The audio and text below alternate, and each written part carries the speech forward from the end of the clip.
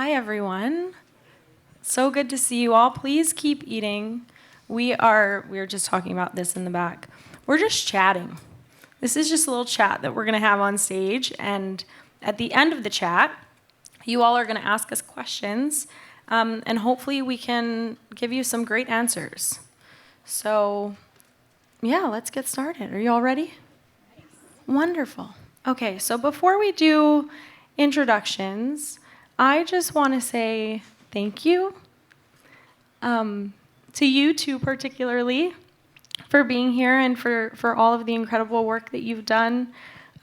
This is a really special moment for me, and I can't believe this is the first time we're getting together in this great place with all of these wonderful people who are supporting us, and also this cool venue. Thank you, U.S. Soccer Foundation. Good job. We didn't really know what to expect, but you crushed it. And also all of the U.S. Soccer Federation folks who are here and supporting. Yep, shout out up there. You all are great. All right, so let's get into it. So I'm Mana Shim. I am the chair of the Participant Safety Taskforce at U.S. Soccer, and I am a law school graduate studying for the bar. And this is Sinead, and she'll go next. Yeah. Hi, I'm Sinead Farrelly. I am currently playing professional soccer for NWSL at Gotham FC. And after a very long time away from the sport, so I feel very grateful. And I will hopefully be going to the World Cup this year with Ireland, which is crazy if I stay healthy. So yeah, I'm just excited to be here and talk to y'all. So. Hi, I'm Sally Yates, and I'm excited to be here too. Mana and Sinead and I have obviously talked before this, but we have not been in the same room together. It was always through screen, so it was, quite an emotional thing back there in the green room. But I'm a lawyer, much more boring than a soccer player. Spent almost 30 years at the Department of Justice, and I'm in private practice now. And along with a team of other lawyers for King and Spalding, we were honored to conduct the independent investigation for the U.S. Soccer Federation into allegations of abuse in women's professional soccer. Yes. Sally deserves a round of applause. Thank you. Well, I personally am just as honored to be here, so thank you for the opportunity. I'm Julie Ann Rivers-Cochran, and I'm the Executive Director of the Army of Survivors. And the Army of Survivors is a nonprofit that was started, actually the idea of it, in Washington, D.C. in 2018, after 40-plus survivors of sexual assault by the now defamed Dr. Larry Nassar, MSU, USAG, and then we now know the FBI, committed crimes of sexual assault against various athletes. Those athletes did testimony at Congress, had a drink afterward, and the idea of taking the platform and the privilege they felt they had, having a voice, which otherwise is often not the case for athlete survivors, decided to create the Army of Survivors. So our focus, of course, is at the intersection of sexual assault and sport, but we really do work with athletes of all sports, all genders, all races, related to any level of their sport as well. And I'll talk a little bit about my story later, too. Oh, and I wanted to mention as well, as a trauma reminder, we will be talking about sexual assault in sport as other abuses, so please take care of yourself. And if you are a survivor in this room, whether you decide to ever disclose or not, that's your choice. And also know that the Army of Survivors is here for you and believes you, and it was not your fault. Thank you, Julianne. Julianne is the person we needed in 2013, 2014, and 2015 when we were going through everything. And I'm so glad we're connected now, and I'm inspired by the work you're doing. And none of this would be happening without you, because players need advocates. So thank you. All right, so let's just start from the beginning, Sinead, when you picked up the phone and called me. So what was that? Why'd you call me and tell me your story? Well, I think, I don't know if a lot of people know, but this was probably... They've all read the report. Okay. They know who you are. Everyone knows everything about me. Okay. It was 10 years after the original incident with my coach. So I think a lot of people want to know about the timing of that. And I think the first part is, personally, I had a lot to heal from and go through and learn, because at the time that it was happening, I just didn't have the education about power imbalance or even what was happening. I was 21 and hadn't dealt with anything like that before.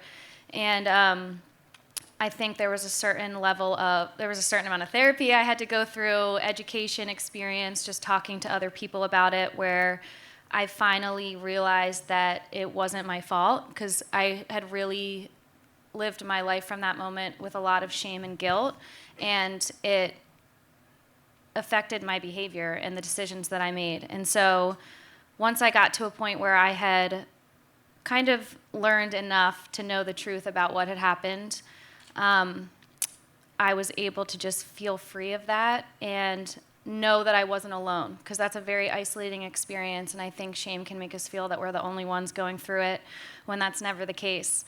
So I think when that personal side was taken care of, the thing that actually sparked me calling you was seeing the trailer for the new LA team in the NWSL, Angel City, and I think it was just like a 2-minute video, and it was just done so amazingly, and you saw these women coming together, and it felt so empowering and inspiring, and I was just like, this is what the league should be. This is what it should be about, and this can't just be one team, and I'm aware of at least one person that has power and is coaching and is doing the complete opposite of this, and these things can't exist at the same time together. And I knew that something had to be done, and that's when I called you, and I think I was so nervous to tell you. I was just nervous to tell anyone, but we decided after that phone call we were going to do something. We just knew. Yeah, I remember you prefacing the story with, you might hate me, you might not want to talk to me ever again, we might never be friends again, but I have to tell you this because it's really important. And the moment you told me, it was a combination of course, this doesn't just happen to one player. When it happens, there are usually numerous victims and survivors, and then also, like, let's effing get it. Like, let's do something about this. And here we are. We did something about it. So for all of you, the context, fast forward, we said, all right, what are we going to do? We decided after looking at a number of different paths forward that we were going to tell our story publicly. And the hours leading up to the release of that story, Sinead and I were not sure what was going to happen, right? What were you expecting this? No. I mean, I think just still coming from like that shame place, that part still existed in me, and I was just terrified. I probably think 95% of me didn't want to do it, but I knew that we said we would do it, so we committed to it, but I was just so afraid of being exposed, and it felt like the most shameful part of my life was being shown to the whole world, and even if it was just the soccer world, that was like the world that was all I knew. So I think that we, for so long, felt silenced and unheard, that was all that we knew. So I don't think we expected to be heard at the level that we did. I don't think we expected to be seen and validated in our stories. And I know for us, we were like, whatever happens, if no one believes us, we're together, and this is our truth, and that's all that we can do. Yeah. Wow. It's a little emotional. Yeah. So then all of this stuff happened. It was like we would call each other and, oh, there's a new story, and there's another coach, and there are more players, and all of these things are swirling around, and we weren't privy to what was happening at the institutional level, but our U.S. Soccer Federation folks were figuring out how they were going to deal with this, right? They said, okay, we have been a part of the problem and we want to be a part of the solution, so what's the path forward? And as far as I know, that's when they called Miss Sally Yates, and she stepped in. And I just want to know, Sally, what made you decide to do this work? Was it an automatic yes when you got the call, or what was your thought process there?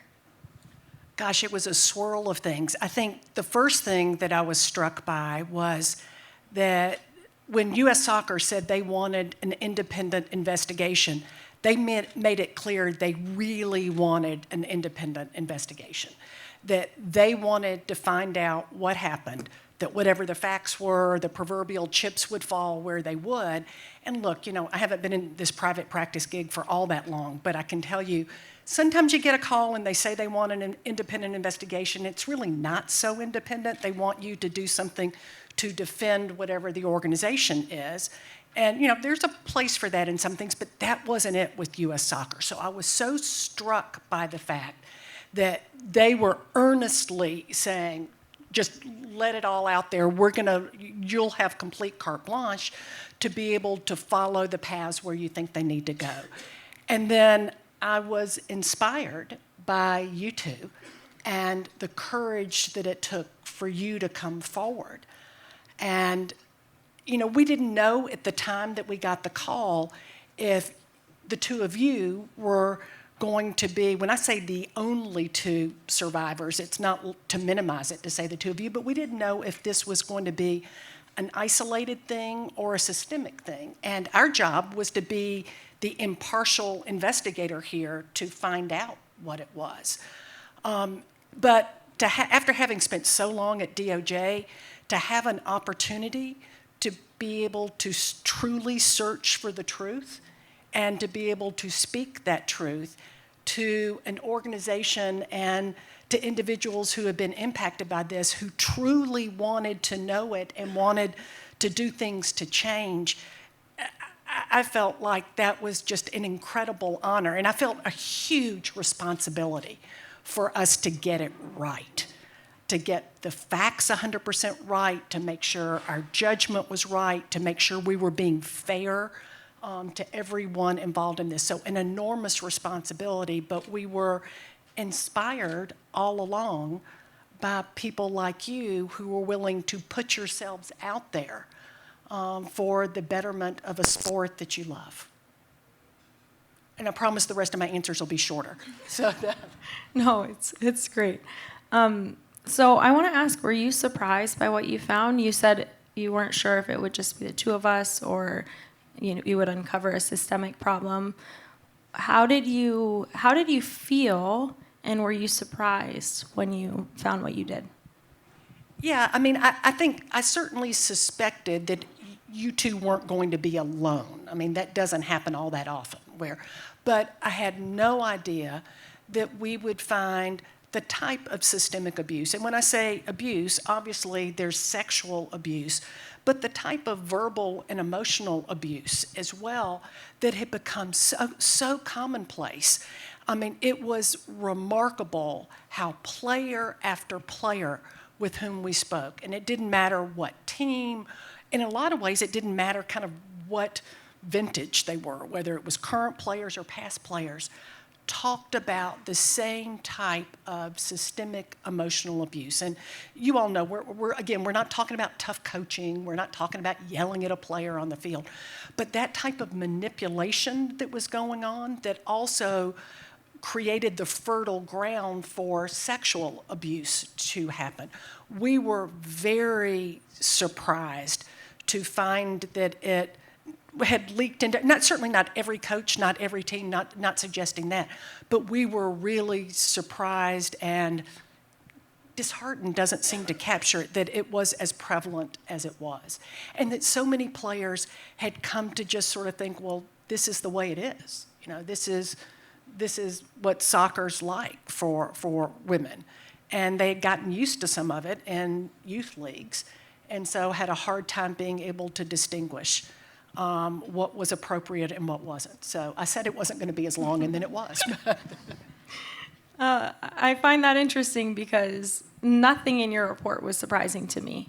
Obviously, some of it was about me, so that wasn't surprising. Yeah. But the other stuff, and Sinead and I were in the same place when it came out, and we kind of looked at each other and we're like, duh, finally everybody else gets to see what's happening. But for us, this was our life. This was us, what we were going through for many years. So we appreciate you uncovering that and sharing it with everyone else. But it was really validating for us to read that. And sort of what you said about the sort of breeding ground and how it's fertile for this kind of abuse. I want to ask you, Julianne, like this type of abuse happens in a number of industries. What is it about sports that is unique that does make for that vulnerability? And yeah, start there. Sure, I'm happy to do that. Well, what we do know about sexual assault or any type of abuse, it's about power and control, right? And what's so unique about the world of sports is all of the vulnerabilities that create a higher risk for propensity of that type of abuse happening. So the ideology around money and medals being more important than centering athletes. The isolation that many athletes face, especially as children, on a track to be an elite athlete. The grooming that can happen over time, over decades, by a coach who is being very intentional about how they're interacting with athletes in order to take advantage of that vulnerable moment that they've been waiting for, and then using coercive control tactics to sustain that power and control, to create that further isolation, to also, well, gosh, in addition to that, it's this idea of institutional betrayal and institutional abuse, right? So if an athlete's associated with a team, and whatever that team looks like, oftentimes the abusive person, the person creating harm, the perpetrator, I use all those words interchangeably because I recognize that survivors use those words interchangeably as well, is recognizing that they are intentionally waiting for opportunities where they can further that abuse. And so when there is an institutional betrayal happening too, where, for the example of our founding members and many of our board members still, both University of Michigan, Dr. Anderson case, as well as the Dr. Larry Nassar case from MSU, multiple athletes came forward at various points over decades. And the institutions, time and time again, said, I don't believe you. In the case of Larry Nassar, oh, that's just a medical treatment. You're imagining it to be something it's not. So it's that additional pressure of the institution, which is often related, that pressure to making money, and again, not centering those athletes, that creates those extra vulnerabilities. Yeah, that's really powerful and so true, and something that we felt was oppressive. It didn't just feel like us against our coach. It felt like us against the sport that we loved, right? The entire league. And in some cases, our teammates even, because it's that mentality of, that groupthink, and it can be really oppressive and challenging, and it makes you question. I remember many times Sinead and I, right? Is this real? Are we sure? Is this really happening? And thank goodness we had each other, right? Because I can't imagine doing this alone. I definitely wouldn't be here doing this alone. No, I wouldn't have done it. Good job. Okay, love you. Okay, so I want to ask you again, Julianne. When all this was happening, and I'm sure you were seeing it in the news. I wasn't talking to you then. I didn't know you yet. What did you think? Like, how it was obviously a huge story, and this happens frequently in a number of sports. But what do you think was special about our story and Sally's report that drew the attention that it did? Oh, I think there's a lot of answers to that, and it's unpeeling a lot of layers. First of all, your courage and strength was so obvious in every page of that report. What it took to offer that vulnerability and the increased risk you did by telling your story was evident, and how, Sally, you conducted that investigation. As a reader and someone who's been working within the gender-based violence space for 25 years now, but only at the sport intersection for 2.5, I have to admit that. None of it was a surprise, of course, but how it was outlined so succinctly, all the dynamics of coercive control were in there, all the dynamics of why and how our society tacitly supports abuse and power over people, those root causes like racism, sexism, homophobia, transphobia, all that's uniform within the world of why and how we oppress others and abuse occurs. But what's so unique about reading the pages of this report was how well it was articulated. And also, it offered the opportunity for many other athletes to identify, right? Because what we do know, we worked with World Players Association, and they did a wonderful study, a trauma-informed study, and talked to athletes all over the globe. And what they found, in addition to several other types of abuse, that 13% of athletes experienced abuse in sport when they were children. So that means not at home, but within the sport context. And what we also know, and why colleagues and friends of mine over there are always hesitant about me sharing that statistic, is because we know it's so much larger than that, because of all the examples that Sinead and Mana already shared about why it's so hard to disclose. And then if you have an institution that doesn't follow institutional courage, which I'm always happy to talk about that too, then that risk is even higher. And what I also like to say, when I have the honor and privilege to speaking with people all over the world, sports organizations specifically, I start with, if you don't think it's happening, you're wrong. If it's happening, you will find out eventually. But one of the reasons why you may not be hearing about it is because you've created a culture where it's too fearful to disclose. And not a trauma-informed culture. And not a culture where individuals feel like they will be cared for, and that the organization is truly athlete and athlete with lived experiences centered. And of course, you all work. Globally, the NWSL in particular is seen as activists and advocates for yourselves in so many other ways that you've done that before. So I think that alone also had a ripple effect internationally. And that's what I hear from a lot of my colleagues globally, is because you are also associated with an organization that is often putting athletes first. Wow, you're really knowledgeable about all this, and I'm so glad you are working on this, because it's not easy to navigate, and there are so many layers, and it takes someone who cares enough and has enough compassion to really break down those layers. And I just want to ask you personally, because you talked about youth sports, what your experience was like in youth sports. And I'll pause and say, Sally, something that was really moving to read, moving for me and made me emotional about your report, was where you said this is rooted in youth soccer, right? This isn't isolated to the professional league. What you found in talking to us is that the behavior was normalized at the youth level, and that's why we tolerated it for so long. And you know, I work for U.S. Soccer, and I'm tasked with doing some of that research. And part of my research is asking people who have played youth sports, what was your experience like? And so when we met early on, Julianne, I asked you that, and what you shared with me was really striking. Sure, thank you. Well, I started the work to end gender-based violence, intervention and prevention, like I said, in the early, I'll say mid-90s, because I don't want to age myself too much.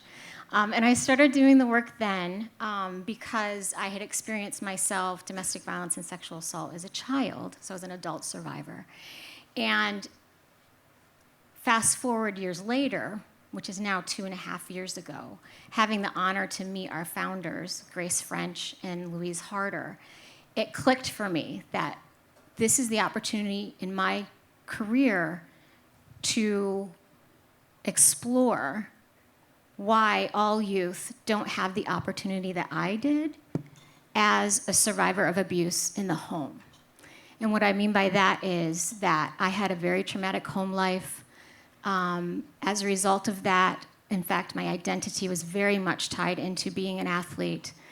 Again, I don't want to age myself too much with this story, but way back when I was in 5th grade, and I had 2 male gym teachers, and I don't know how it is now. I don't have children either. So in elementary school, everybody played with everybody, right, at gym time.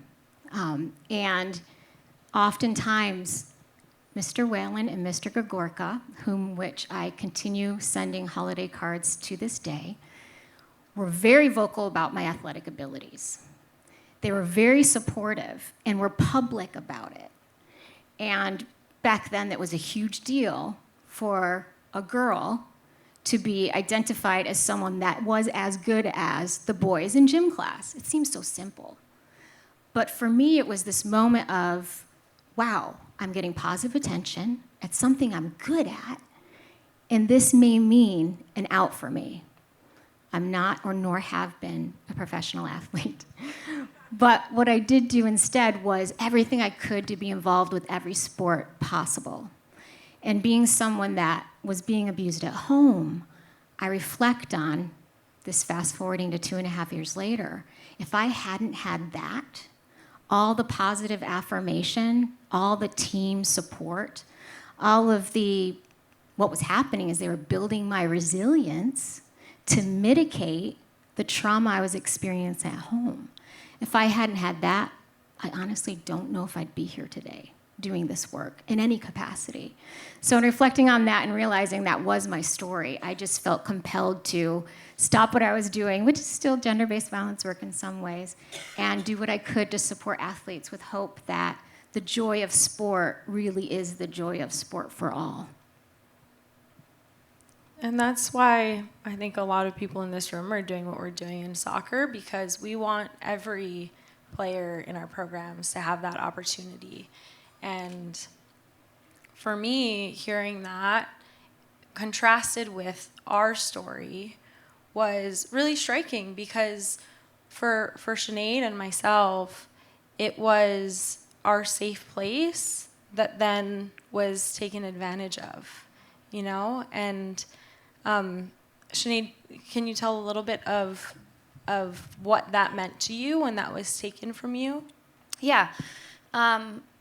I think growing up similarly, like, soccer was my escape, and it was like the only time in my life where I felt like good enough, maybe in some sense, or I could just like escape the pressures and be free and feel like myself. And so whatever was happening at home, or if I felt unseen at home or misunderstood, at soccer it was safe and it was pure, and it was like that for most of my life. And I thought that it would be that way forever. And so, sorry.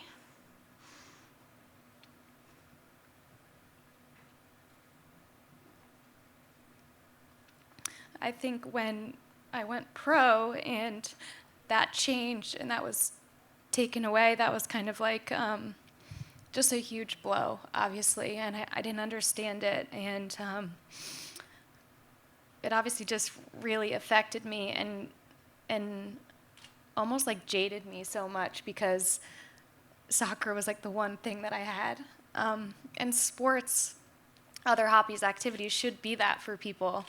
And so I think for me, when that purity, that freedom, that like sense of self and empowerment was no longer there and kind of transformed into an imprisonment and a smallness and like a dimming of who I was, and it just completely ruined me. And I think I identified so much with soccer because it was so pure and free for me that you just lose who you are. That was my experience. It's hard for me to talk after that, my goodness. I just want to, so we went through that, right? And we got here today. And I just think your experience and my experience is so common, right? It happens over and over and over again. And we know that from talking to our teammates, and we know that based on the work that I'm doing with the task force and looking at youth soccer, just as Sally suggested we do. And what's really difficult for me is thinking about other young people and other women in the professional league who go through that and don't end up where we are, who don't have that process, right? And that support system. And I don't want to make such an obvious pivot to talking about the Center for Safe Sport, but I do think as I've looked at this youth space and how we can serve people who have this experience, Safe Sport is, for a lot of them, the only place they feel they can get any sort of closure or justice. And I didn't realize that at the time when we were going through the interviewing process and the reports were coming out, because we were interviewed by 10 different attorneys. It wasn't just the Safe Sport interviewer. But I think something that I shared with Sinead today, and she didn't even realize, is that our case, if you will, the case of allegations against Paul Riley, who was our coach, are still open. Safe Sport hasn't made a finding there, and as people and players who have gotten that closure and who have gone through the grieving process and have the love and support around us, including a lot of you in this room, we feel very fortunate. But we are here today because we want to ensure that other people who go through that experience have that same opportunity to seek justice and to have that, that sigh of relief when they know and they find out that the person who abused them is no longer able to participate in the sport that they love. And so many people are not able to do that. And it's no secret that Safe Sport is, the independent body that Congress stood up to do this, right? After the gymnastics story. And Sally, you mentioned it in your report. And I just want to talk about that a little bit and the work that you all are doing at the Army of Survivors and that U.S. Soccer Federation is doing. And catch people up a little bit on where we are there and ask you some questions, Sally. But will you give us a little bit of background, Julianne? Sure. It would have been April of 2021. We had several athletes, unrelated, calling us and asking to speak and share their re-traumatizing experiences with the U.S. Center for Safe Sport. Because of who we are at the Army of Survivors, most of us are survivors and most of us are athlete survivors, so the word spread that we were a safe place to talk about this stuff if people felt compelled to do so. And then the floodgates opened up. One athlete told another athlete told another athlete. And then we saw there was an obvious pattern here. And one of the things that I'm most proud of at the Army of Survivors is everything we do, whether it's a resource creation, education, or advocacy, is always based in listening sessions and hearing what athletes need. So in this case, it became obvious that we needed to talk to several people formally and have listening sessions to hear about the re-traumatizing experiences. And to put it mildly, it's disturbing. John Manley, who is a famous attorney that represented many of the Nassar trial survivors at this point, and even on the record, I saw in a piece we recently had the pleasure of doing together with USA Today, will warn people never to call U.S. Center for Safe Sport because ultimately it'll be a horrible experience. Through that, we created several recommendations, and I want to say that the Army of Survivors will always do our due diligence prior to having this public conversation, and we did with U.S. Center for Safe Sport as well, where we reached out to the CEO, said, hey, we're hearing these really frightening experiences. Maybe it's just a few people. Let's hope. But of course, knowing the statistics that we know also it probably wasn't a few people. and unfortunately we did not get much of a response, if any. But it was a result of that. We had several town halls with Senate offices, and now are working very closely with Representative Ross to look at safe sport reform. But I want to give you, and it probably would be helpful to articulate a few of the experiences. I mean, obviously you've heard from Mana and Sinead, but for example, one athlete shared, and his name is Kelly, and he shared always, I ask as a trauma-informed practice if someone's okay with me sharing their name, and he is. Former hockey player. Many survivors of childhood sexual assault in particular don't disclose for various reasons, and sometimes even don't have concrete memories until they're older. And in this case, he was in his 30s when he realized what happened and decided to still report. Oftentimes, too, when people report, especially later in life, when you have an established group of people in your life, support systems that don't necessarily know this happened to you, oftentimes your world can blow up. And in his case, it did exactly that. And as a result, was having suicidal ideation. Was working with the person at Safe Sport on and off, the case dragging on for months, not having any answers. And one day he had the courage to share that he was having suicidal ideation as a result of the trauma and re-traumatization of just the experience, not Safe Sport in this moment. The response was the case was closed that day and he received a hotline number. So for us, when we talk about re-traumatizing experiences with the U.S. Center for Safe Sport, it's a life or death situation. And that's just one example. I could keep going, but I want to honor that. And I also want to say Kelly now has a nonprofit called Survivors for Change with another survivor, Michael, and they're doing incredible work. Thank you for sharing that. And you know, we do our job at U.S. Soccer and ensure that everyone who needs to be trained is trained, and you know, we report anything that we think needs to be reported under the law to law enforcement and also the Center for Safe Sport. And something that is striking to me is the number of cases that are administratively closed.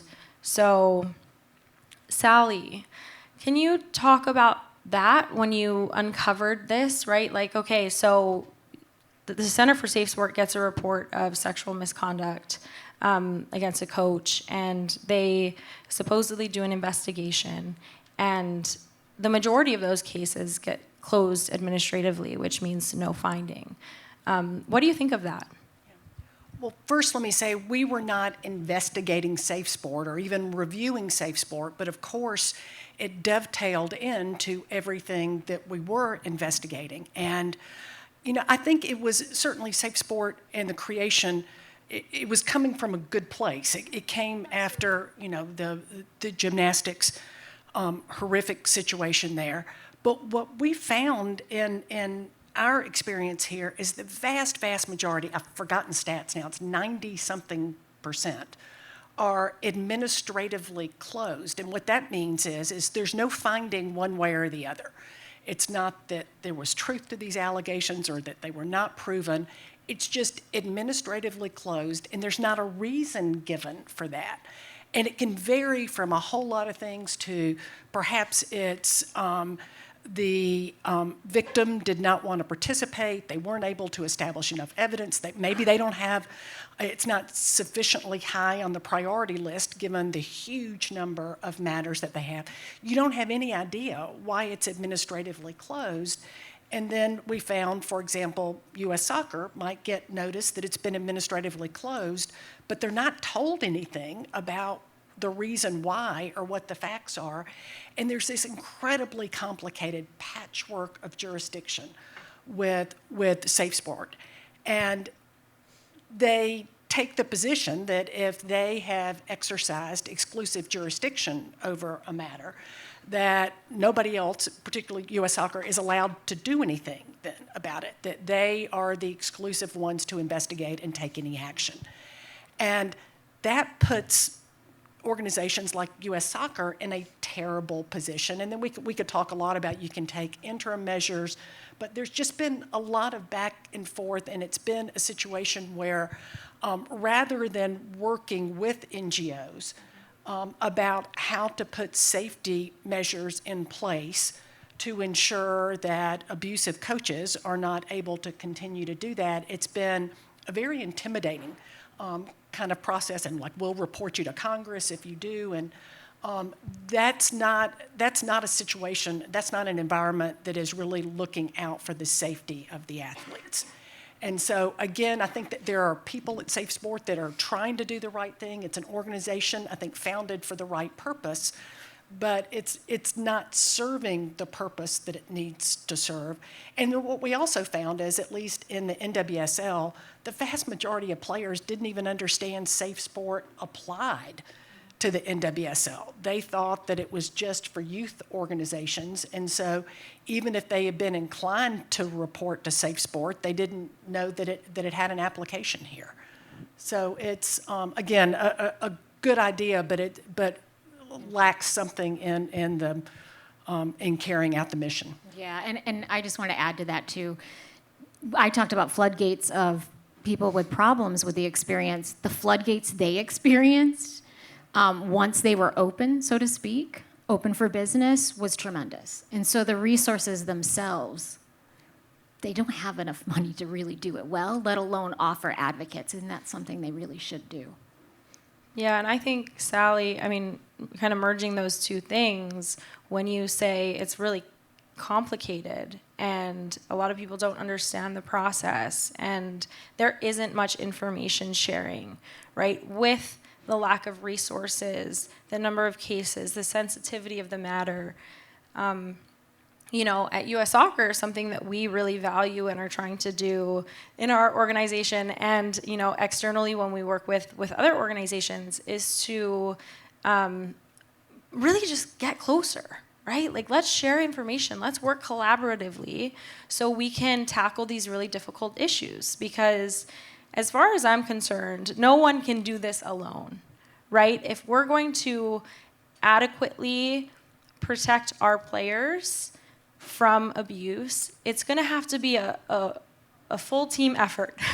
And so that's something, just so you know, that we're really working on and we have on the top of our priority lists.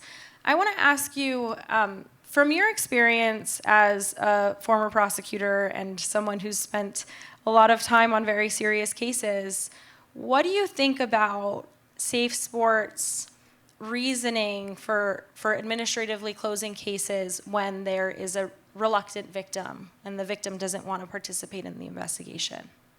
Yeah, that was a surprising thing too, that at least we were told that if the victim doesn't want to participate, the matter is closed. And certainly there can be cases that you could not bring without the victim's participation. That can happen, but good grief, criminal cases are brought sometimes without the victim's participation. It really has to be on a case-by-case basis, and going through and assessing what the evidence is there. And even on the appeal process, there was one case where this was a youth coach had been engaged in conduct that was horrific, so much so that the Safe Sport fact finder had said that this person should never be coaching again.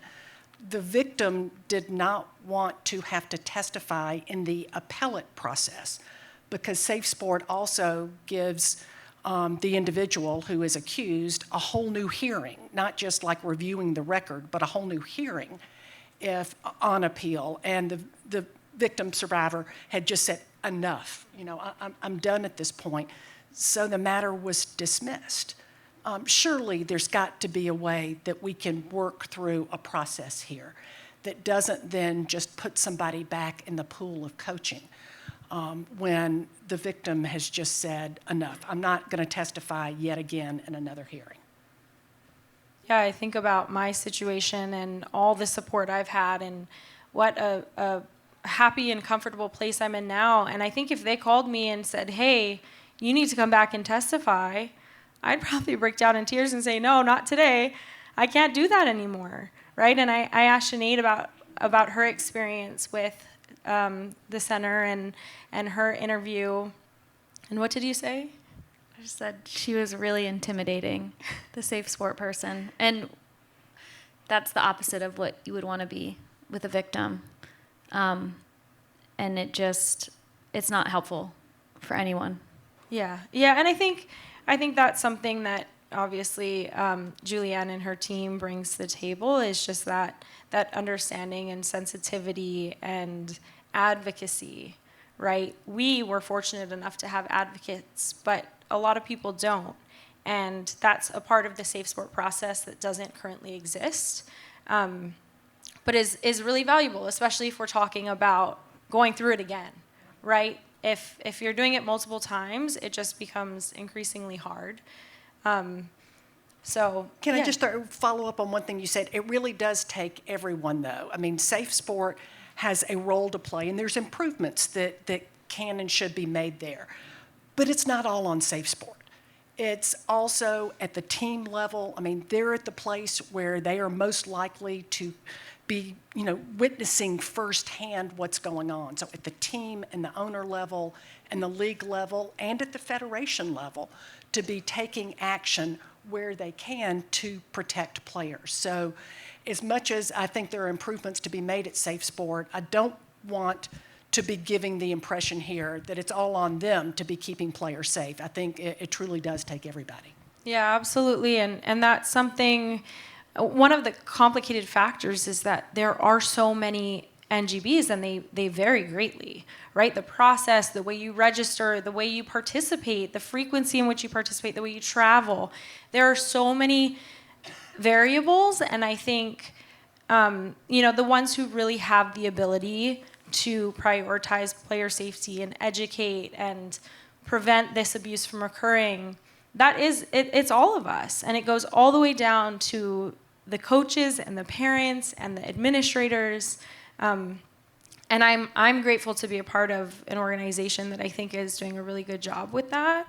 But that might be the best thing that has come out of us telling our story, is that we're still here 2 years later from when we told our story, and almost a year since your report came out, talking about this, right? Because it isn't something that we just highlight and say, here's a problem, and point fingers, and then game over. There's so much more to that. And I do think that I'm just gonna open it up to the audience, because I feel like everyone has a role, and there are some staffers in the room that I know have asked me questions about what that's like, right? How do NGBs vary? You have questions about how the report was conducted, and I just want to open it up to you all to have an opportunity to ask questions of any of us. Cue the mic. There she is.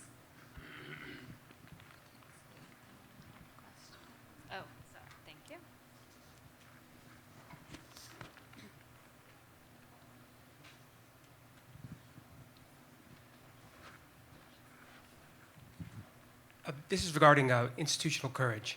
What are the attributes of an organization that's demonstrating institutional courage, and have you seen those in the Federation or NWSL? Great question. And I want to honor Dr. Jennifer Frade, who coined the term institutional betrayal and then institutional courage, and she has her own institute, which you could learn a lot more about it from her through their website, which is the Institute for Courage. Really, it's creating a culture and an ecosystem that spreads into the entire ethos of the sports organization that puts athletes first. And that seems so logical, but when you simplify it to the point where every athlete understands their rights, in that report I talked about earlier, the percentage was astounding of athletes that had no idea what their rights were. The right to say no, the right to say, my mental health is not okay right now, I can't follow through with this, fill in the blank. So it's starting at that basic level of how do we change the knowledge, attitudes, beliefs, and behaviors of this sports ecosystem, so everything starts from scratch at the athlete-centered level. And that also includes athletes in governance. Athletes with lived experience and policy making around what it was like to experience abuse. But more than anything, it's the organization advocating for the athletes first and not the money and the medals, which it often is now. And I would also say with U.S. Soccer and the NWSL, they are displaying institutional courage by saying, hey, I know this happened. I'm not shoving it under the rug like many NGBs do. Now let me figure out what I can do to make it better so I can minimize the risk of this happening in the future. Another piece of it is creating an ecosystem that keeps as many perpetrators out as possible. So really concrete orientation practices, and even before that, hiring practices. We do know that people that use power and control and abuse others are often under the radar and might not already have a criminal record. So we're talking about being very specific of how you even recruit people and the types of questions you ask them, and getting a true sense if they understand empowerment and athlete-centered work, really. That's just a smidgen, but there's just so much more, and I know I don't have time, but it's a great question. Can I just follow up on institutional courage, not necessarily knowing what the definition was? I feel like U.S. Soccer demonstrated institutional courage, not just when they said they wanted an independent investigation, but when we came to them and laid out facts that did not reflect well on some people who had been at U.S. Soccer. And that's kind of putting it mildly. They did not flinch. I mean, they obviously weren't happy to hear about it from an institution standpoint, but they didn't flinch. They didn't try to convince us to soft pedal it. They've owned it. And to me, that is institutional courage, when you own the problems and things that you've done wrong in the past and earnestly want to do better going forward. Much better said. Much better said. And that's the only reason why I took the job, because I knew they were serious about this. And when you interviewed me, I was not expecting you to ask the hard questions, right? Because I thought, okay, U.S. Soccer has hired an attorney, and their attorney, I was in law school at the time, is there to protect them. And at that point, I didn't really understand how, the way you started, how independent this really was. And that's the reason why eventually, when after the report and the recommendations came out, and I got the call from Cindy, who's the president of U.S. Soccer, asking if I wanted to take on this role, I said, yeah, because they're actually doing it. They're having courage as an institution. Thank you for that question. Yes. So my question is, as a father of two daughters, and my question is this, and correct me if I'm wrong in saying this. I thought I heard you say, Ms. Yates, that we're not, in terms of abuse, we're not talking about yelling. And as a parent, when your children play these sports, you don't want to be a helicopter parent, but you don't want to sort of, you're trying to find the right balance.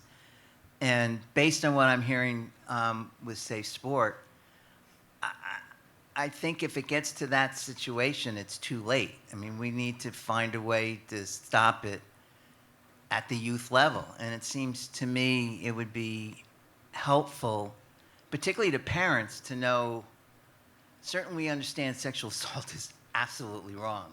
But there's a lot of things that go on in communications between the player and the coach. Some of it's public, some of it's not. But how can parents be guided in what they should be looking for, how they should have certain discussions?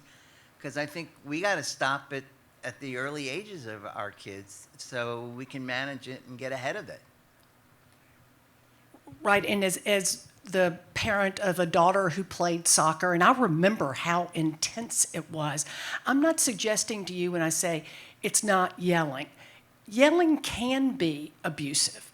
What I was trying to convey is that just because a coach may yell at a player on the field in a game or in a practice, that doesn't mean that he or she is necessarily being abusive.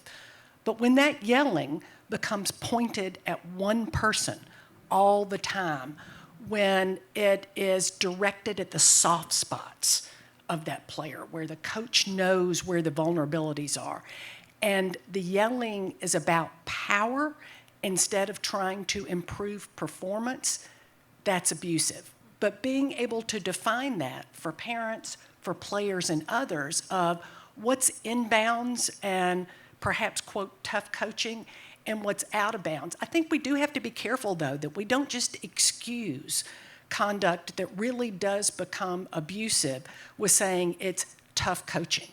I think women feel the need, sometimes more than men, to take a lot of this stuff because these are tough athletes and they don't want to, look like they're the delicate flower who can't take a little tough talk. Well, these are not delicate flowers, I can tell you that as well, but that's, we put enormous pressure. So being able to define where those lines are is hard, but I do think we have to caution against chalking a lot of it up to, well, that's just tough coaching too.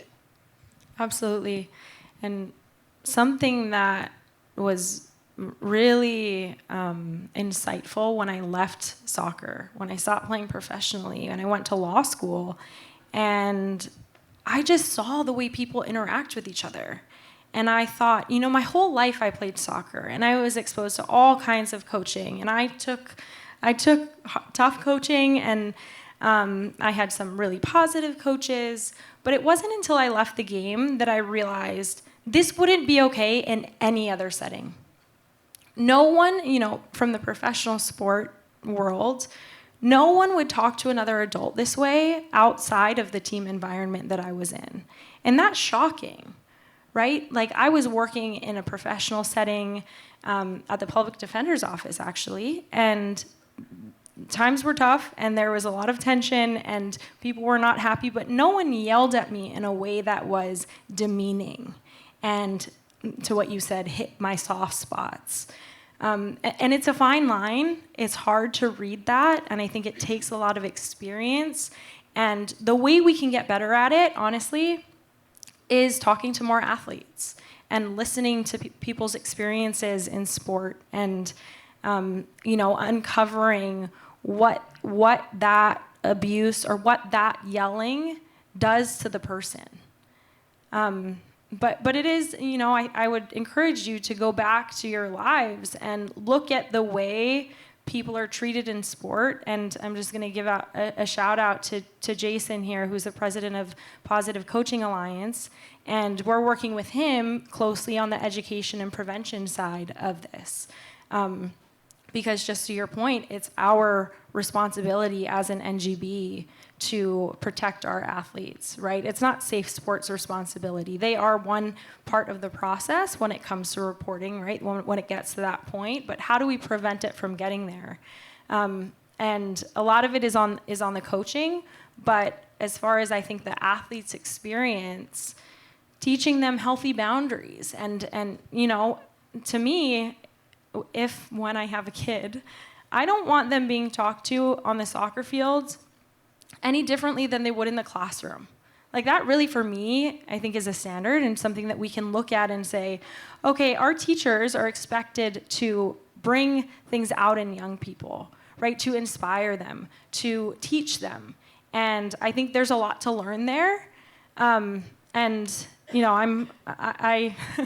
laughed when you said we're not, what did you say, delicate flowers? Because I was crying once in an interview with Sally, and she said, "You're okay, you're not a delicate flower." And I was like, well, I feel like one, but thank you.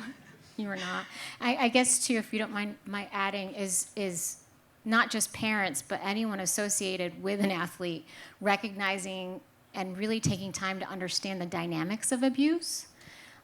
Sally was articulating it very well. It's not necessarily, and no abuse is acceptable, of course, but it's not a mistake or something that someone did. It's a campaign over time to maintain and sustain power and control through tactics like grooming. So teaching parents what to look for around grooming, making sure that each club, camp, barn, where parents spend oodles and oodles of dollars for their child's interest in that sport, making sure there's a child athlete bill of rights available, ensuring that all the practices before that coach even gets there, or anyone associated with a child, it's not just coaches, have a keen understanding and awareness of what those red flags are and how to intervene appropriately, safely, and also, of course, to understand the dynamics of safety if in case there is something that happens.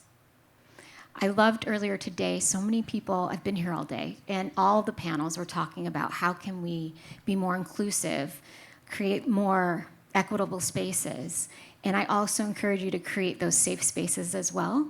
One of the things we do is we have our Compassionate Coach program, which is an 8-week program that talks about some of what I heard earlier today around how do we create an opportunity for coaches to also be supportive in a way that they understand trauma, that they're prepared to provide support to the kids like me, even though I did get that support, in a more conscious, educational way. There may have been so much more opportunity for me as well. So I'll stop there. All right. Yes. From an organizational standpoint, all around the country, almost 3,000 staff, countless volunteers, Safe Sport is the easy play for training, for reporting, all of that. Then also from an organizational standpoint, with that much responsibility, when you hear there's challenges with it, you go, wow, how else should we be training our staff beyond Safe Sport? Because now it sounds like the play that I've been saying, you have to do this, could create more harm in some cases. So it's like, I don't have a better play, but I obviously don't want to create more harm. So what are your suggestions there? I'm not sure who the question was directed to. I don't totally understand the question, but I think, yeah, go ahead. Yeah, let me just try again. So Safe Sport training and Safe Sport reporting Right. is what we run in our organization. Yeah. All staff, all volunteers, everybody. And then the challenges of Safe Sport, of how sometimes it can create more trauma for somebody, you shared. Right. Well, if the only answer I'm giving them is, okay, let's go through Safe Sport, Yeah. obviously that's not a very satisfactory answer if I'm telling them run the play that could Yes. create more trauma. So what would you do for a large organization with that many staff? Like, Okay, yeah, I get that. And I feel the same way.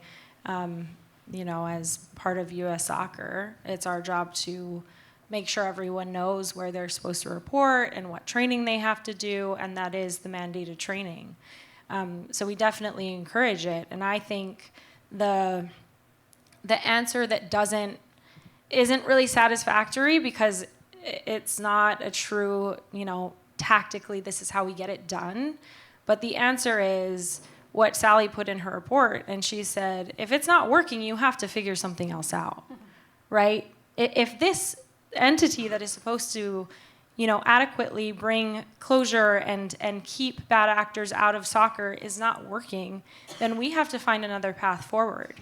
And I think we're at a really pivotal point right now because we're doing our part, and along with the Army of Survivors and talking to members of Congress on the Hill about how we can improve the process, and that includes the training. It really is addressing Safe Sport as a whole and how we can really reform that so it is functioning. But in the meantime, right, what can we do as the NGB to provide those resources? Go ahead, Sally. I was just going to make, with respect to reporting, I would never be one to say don't report it to Safe Sport, because it really is important that there be a record out there. You never know that you could have had a coach who was abusive here at this team and had also been abusive in another city. But don't feel like once you've reported it, kind of like your work is done. It's not a check the box. I would stay on them. I mean, when you report it to Safe Sport, then want to find out where is this in the process and just keep on them trying to get some information. You may hit a brick wall on that, and I think that's then when you have to decide what steps your organization can take.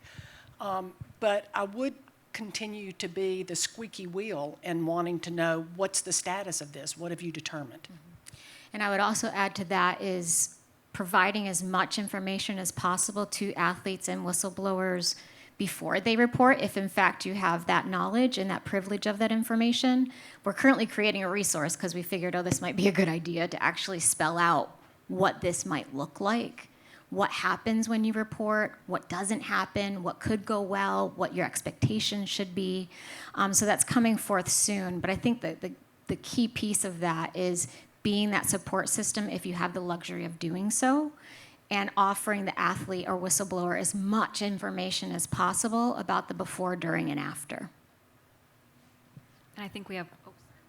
Oh, I was just going to say, I mean, I think, going back to our experience and that it's still open and I haven't heard a follow-up and it's been 2 years. And I don't know what you think about this, Sally, but I think based on everything that you found and was in the NWSL joint investigation report, I would say by preponderance of evidence, this person should be kept out of sport. I don't think that's a tough call. Okay.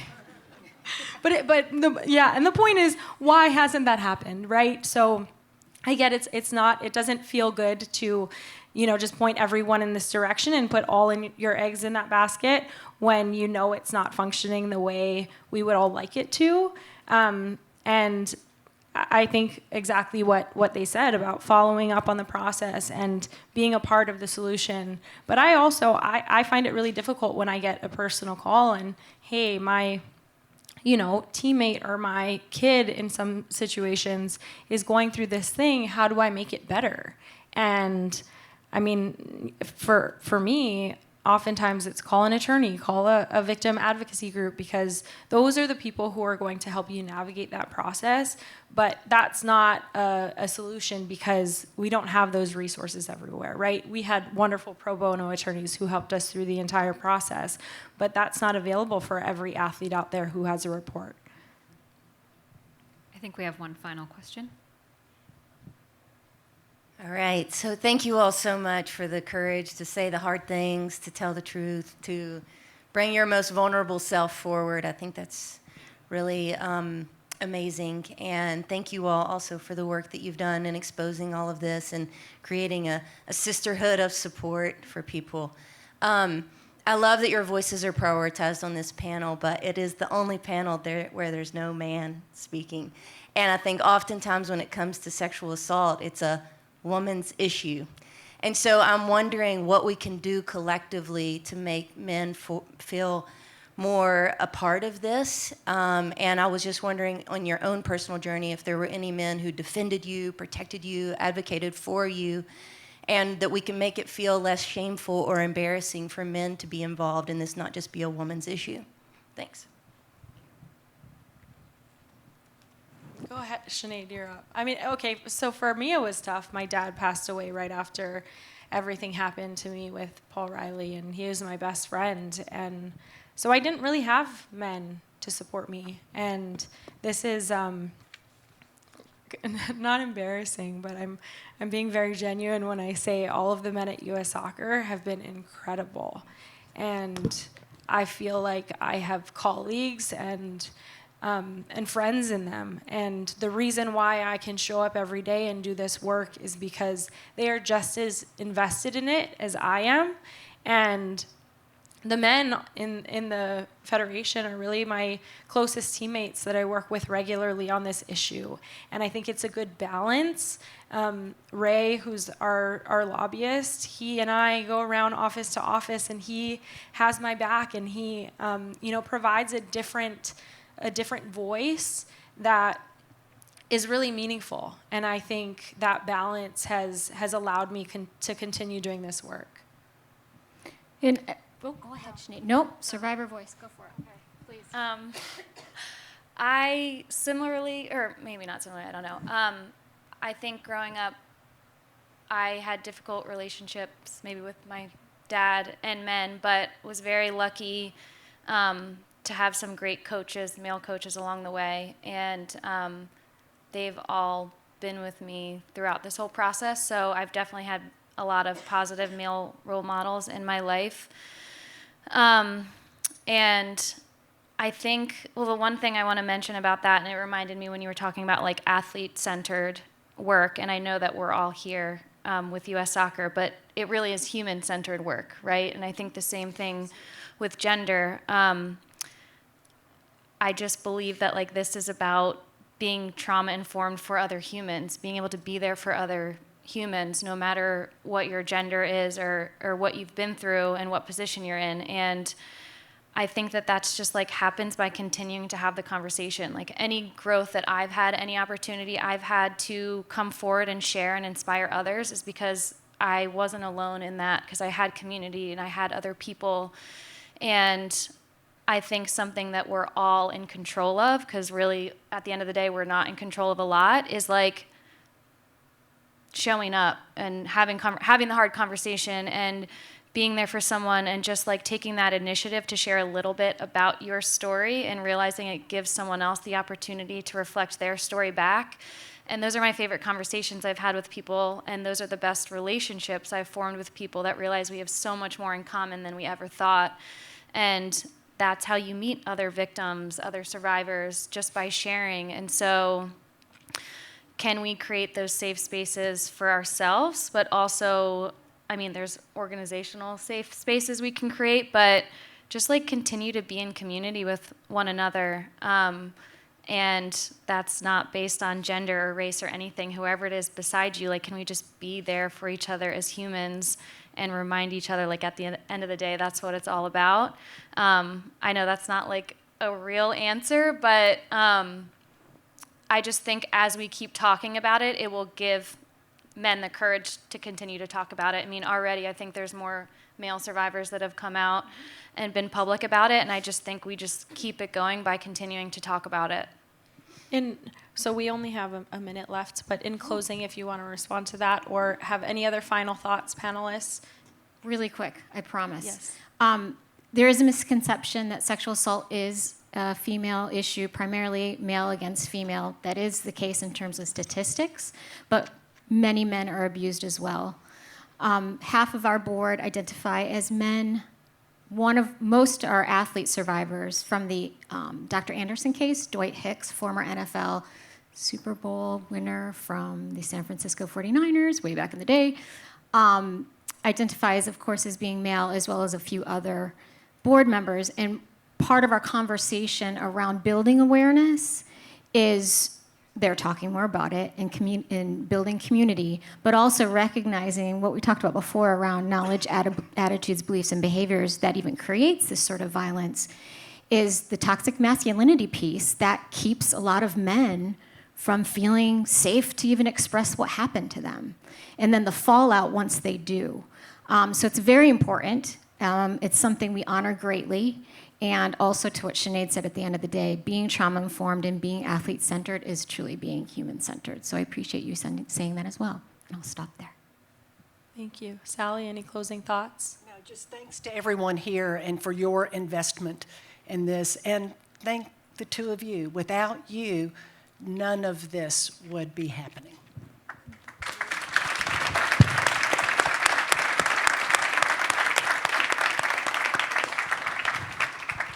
Thank you, Sally. And just, I want your agreement that you're going to keep working on this with me. I'll keep working on it. You've got that. Yes. Yeah. Okay. Anything from you, Sinead? No, you all are great. Thank you so much. Have a wonderful time. I hope you all come to the Congressional Soccer Match. I will be playing and Sinead will be coaching.